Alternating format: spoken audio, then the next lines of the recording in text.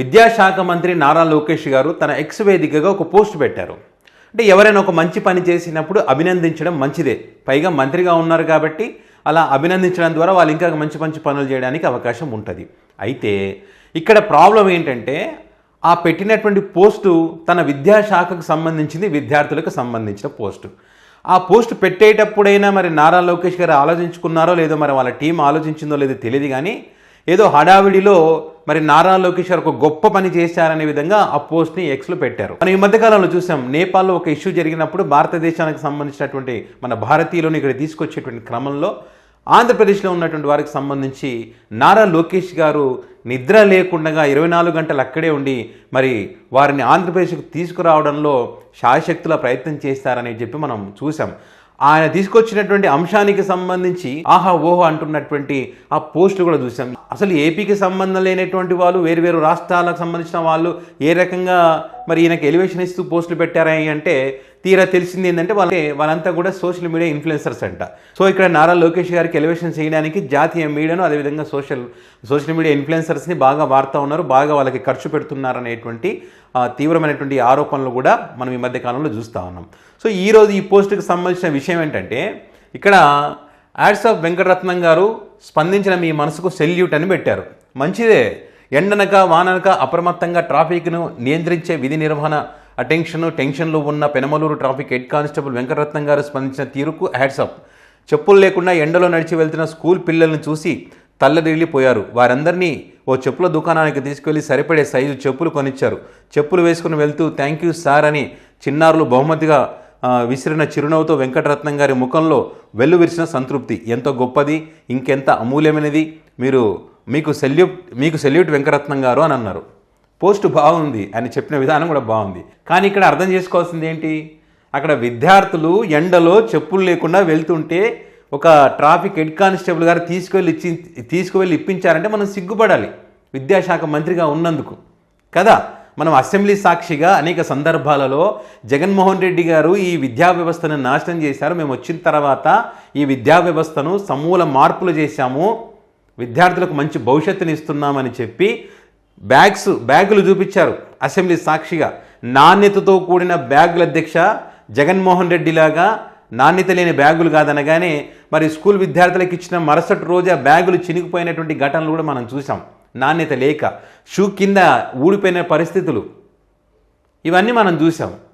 ఇప్పుడు ఈ రకంగా రోడ్డు మీద చెప్పులు లేకుండా నడుచుకుంటూ వెళ్తున్నటువంటి ఘటనలు మనం చూస్తూ ఉన్నాం. అంటే విద్యా వ్యవస్థకు సంబంధించి, విద్యార్థుల భవిష్యత్తుకు సంబంధించి మీరు ఏం చేస్తున్నారు?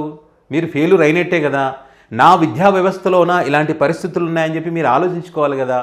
ఇంకా ఏమేమి ఉన్నాయి లోటుపాట్లని తెలుసుకోవాలి కదా. అవి తెలుసుకోకుండా ఈరోజు టక్కున ఒక పోస్ట్ పెట్టేశారు.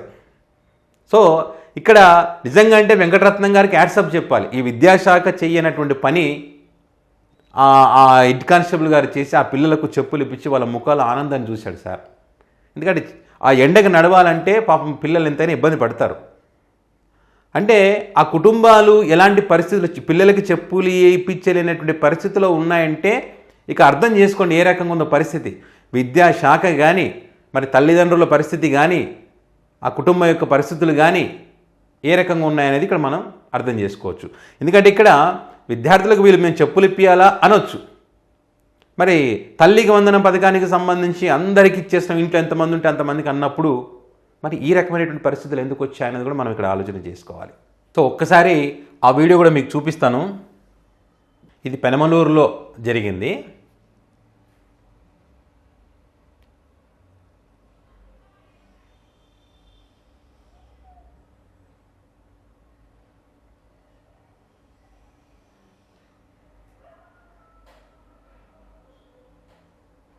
ఆ పిల్లలకు సరిపడా చెప్పులు ఇప్పించేసి అదిగో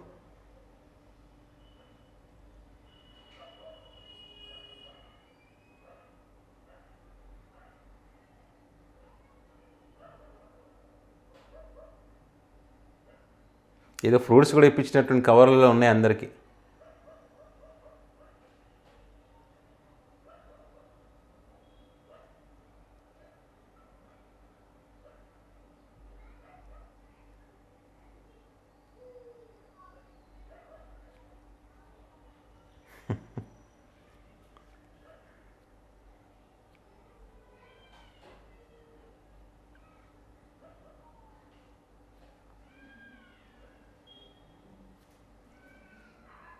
ఈ రియల్ హీరో. పెనమలూరు ట్రాఫిక్ విభాగంలో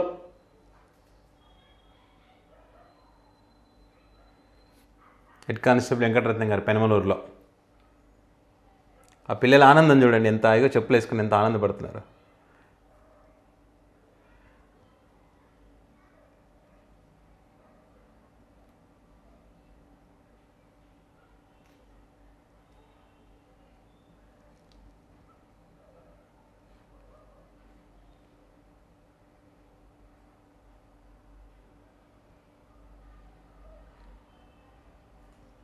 సో ఇది తన ఎండలో వానలో పాపం కష్టపడేటువంటి మరి పోలీస్ అధికారి ఆ పిల్లలకు ఆ చెప్పులు ఇప్పించిన ఆనందం నిజంగానే అద్భుతం అని చెప్పొచ్చు. ఆయన ముఖంలో మనస్ఫూర్తిగా ఆనందపడుతూ ఉన్నాడు, ఆయన ముఖంలో కనిపిస్తూ ఉంది. సో ఈ అంశానికి సంబంధించి లోకేష్ గారు పోస్ట్ పెట్టారు. పోస్ట్ బాగా పెట్టారు, కానీ అది మీ శాఖలోని వైఫల్యం ఉందన్న సంగతి మర్చిపోయారు సార్. మనం సిగ్గుపడాలనేటువంటి కామెంట్స్ సోషల్ మీడియా వేదికగా ఎక్కువగా వినిపిస్తాం. ఎందుకంటే ఈ వీడియో పెద్ద ఎత్తున వైరల్ అవుతుంది. సార్ చేసినటువంటి ఒక గొప్ప పనికి పెద్ద ఎత్తున వైరల్ అవుతుంది. ఆ క్రమంలోనే మరి విద్యాశాఖకు సంబంధించిన వైఫల్యాన్ని ఎండగడతా ఉన్నారు. ఇంకా టీడీపీకి అనుకూలంగా ఉండేటువంటి వాళ్ళు ఉంటారు కదా, వాళ్ళు మాత్రం ఆ వైఫల్యాలకు సంబంధించి చూడకుండా నారా లోకేష్ గారు గ్రేటు, నారా లోకేష్ గారు గ్రేటు, నారా లోకేష్ గారు గ్రేట్ ఈ పోస్ట్ పెట్టారండి. మరి ఇక్కడ పనిచేసినటువంటి ఇక్కడ హెల్ప్ చేసినటువంటి వెంకటరత్నం గారు కదా గ్రేటు. అట్లుంటుంది చూడండి, వాళ్ళ ఎంత మేధావితనమో చూడండి వాళ్ళది. సో ఇది పరిస్థితి ఆ వీడియోకి సంబంధించి. మరి ఈ అంశానికి సంబంధించి మీ అభిప్రాయాన్ని కామెంట్ రూపంలో పెట్టగలరు.